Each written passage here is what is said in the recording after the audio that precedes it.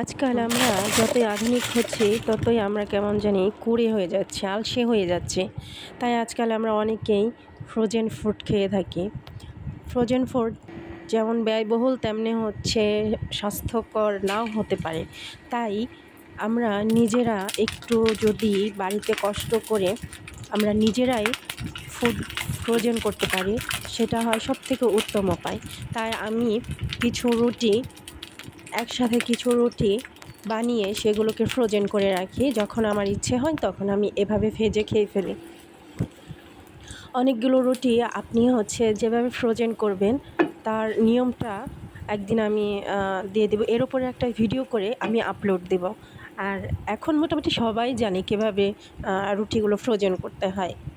তাই আমরা একটু সচেতন হয়ে আমরা যদি নিজেরাই খাদ্যগুলোকে ফ্রোজেন করতে পারি তাহলে যেমন আমাদের টাকা বাঁচবে, অন্য দিক দিয়ে স্বাস্থ্যসম্মত খাবার আমাদের বাচ্চারা খেতে পারছে, আমাদের পরিবার খেতে পারছে।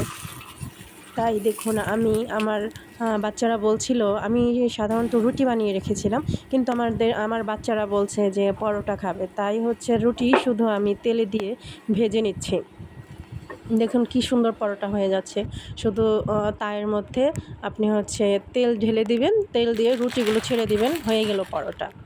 পরোটার কোনো সাইজ বা শেপ দিতে হয় না, আপনি খালি তেলে ভেজে নিলেই হয়। আমার কাজ শেষ হয়ে যাওয়ার পর আবার রুটিগুলো আমি ফ্রিজে রেখে দিলাম।